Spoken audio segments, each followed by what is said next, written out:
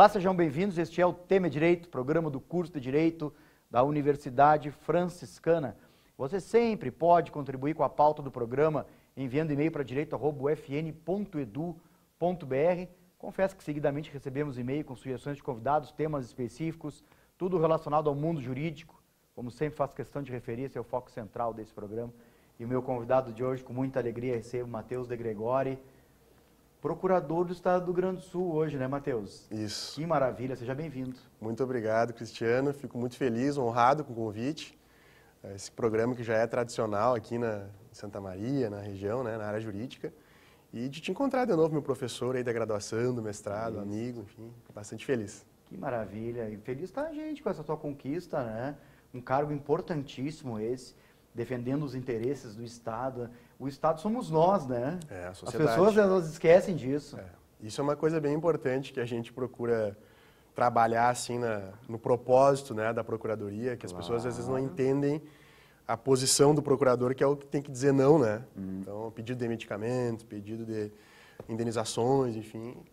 E o procurador, seja do Estado, seja da União, seja do município, é aquele que tem que prezar pelo patrimônio público, que no fim das contas é o patrimônio da sociedade, né?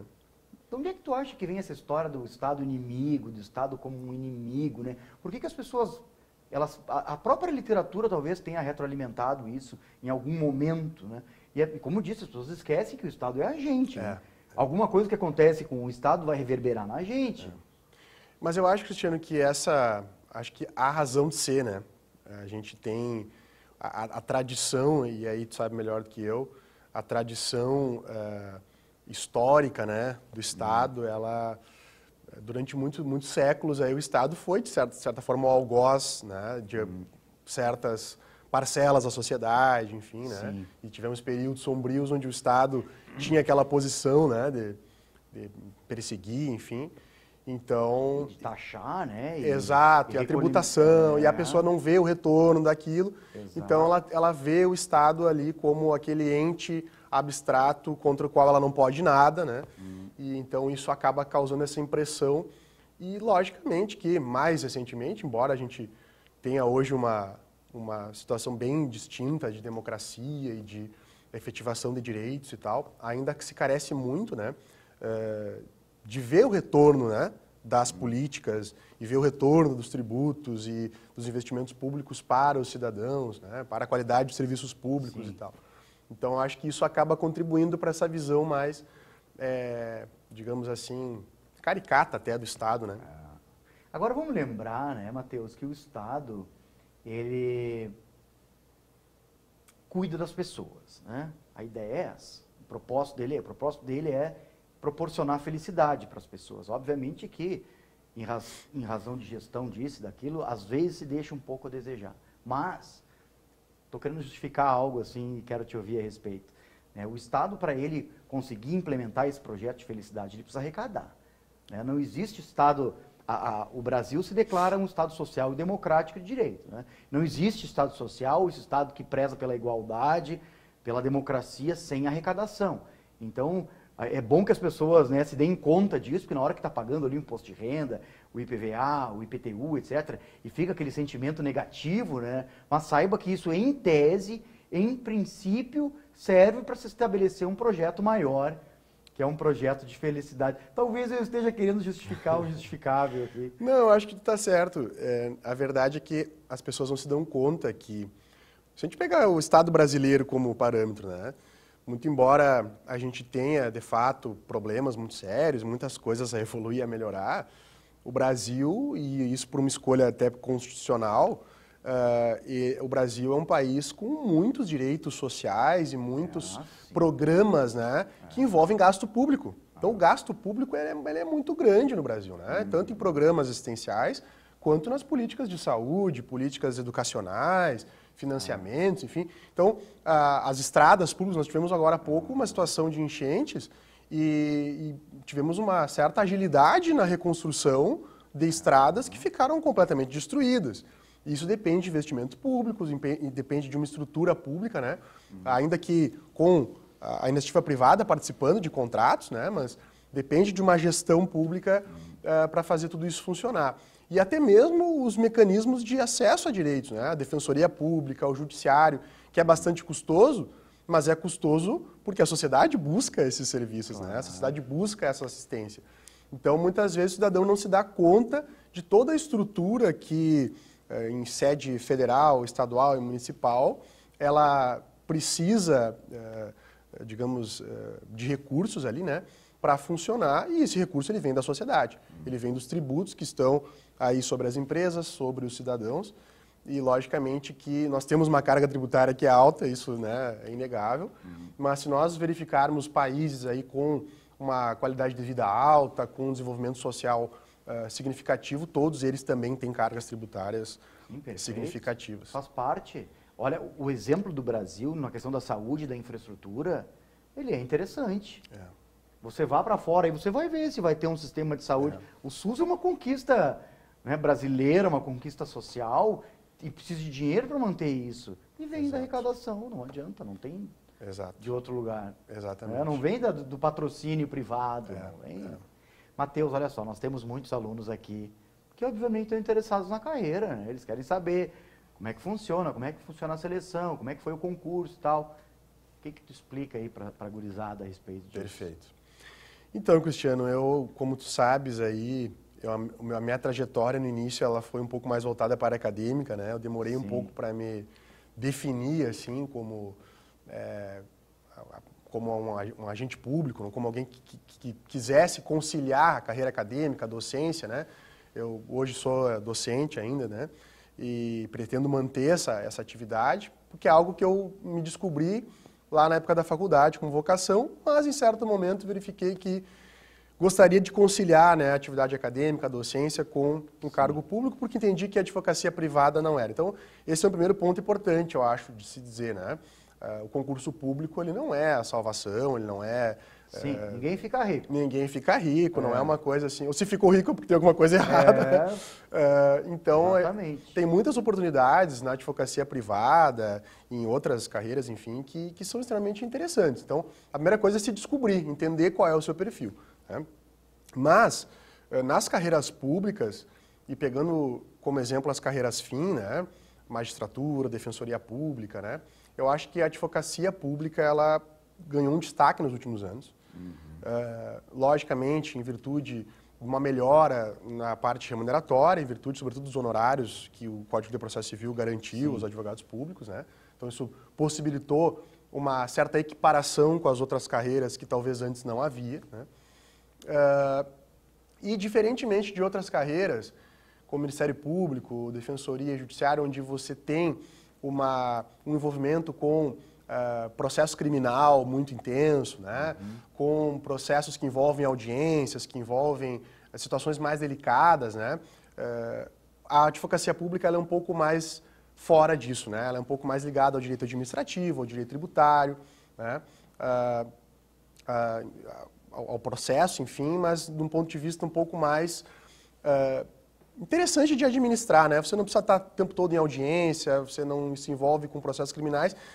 Se for esse o teu interesse, a advocacia pública é uma grande oportunidade, seja na esfera municipal, seja na esfera estadual, seja, obviamente, nas carreiras federais. A carreira de procurador de Estado, no Rio Grande do Sul, ela exige dedicação exclusiva no sentido da advocacia, você não pode advogar, pode ter outras atividades de docência e tal, mas a advocacia você não pode, mas outras carreiras de advocacia pública permitem isso. Então, outras procuradorias de Estado, você pode advogar, né? Procuradorias de município, na grande maioria dos casos, você também pode continuar advogando. E aí você tem ali, especificamente para procurador do Estado, um concurso que envolve uma prova objetiva, como tradicionalmente, depois provas práticas, né? Prova escrita, peça, né? E questões dissertativas, depois uma prova oral, uma prova de sustentação oral e uma prova de títulos, né? Então, é toda aquela trajetória aí, mas, no fim das contas, vale a pena, né? Assim como outras tantas carreiras, é bem positivo. Quanto tempo demorou esse processo todo? Do concurso? Nesse edital especificamente que eu participei foi mais de um ano. Foi mais de um ano de envolvimento. Sim. Entre uma prova e outra, entre o resultado e recursos, né? Certo. Então, esses concursos que são mais longos, eles realmente às vezes demoram meses ou até mais de ano, realmente. E quantos foram aprovados, Matheus? Nesse edital a gente teve 73 aprovados, 70 alguma coisa. Todos tomaram posse? Ainda não. Está próximo já do final da lista. Certo. Nós temos aí 2 anos e meio de validade do concurso, certo, e já quase esgotou a lista, né? Então, a gente vê que também é bem interessante que, diferentemente de outros concursos, onde você tem um número muito grande de aprovados, né? 300, 400, 500 Sim. de aprovados, e aí as nomeações demoram a ocorrer, esses concursos que têm mais fases acabam tendo menos aprovados, mas na grande maioria dos casos, todos são nomeados, né? Até Sim. o final da validade do concurso. Então, isso é bem interessante também. Quanto que a academia, que a docência te ajudou nesse processo, assim, na tua concepção? Na formação da intelectualidade, né? Daquele estudo mais... Porque a gente sabe que o mestrado exige. Né? Perfeito. Você vai ler coisas que são diferentes. Você Sim. sai um pouco daquele direito mais dogmático, né? Daquele direito mais dentro da caixa, assim. Como que a academia, tu acha que ela te ajudou nesse contexto? Sem dúvida ajudou bastante, Cristiano.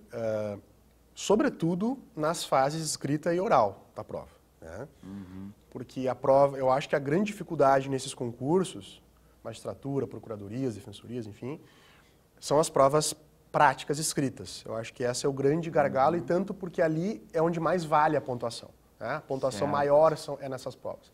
Então, São questões dissertativas. São questões dissertativas e uma peça, né? Onde você tem que desenvolver, identificar ali e fazer ou um parecer, enfim, ou no caso do juiz, uma sentença e tal. Então, a habilidade de escrita, né?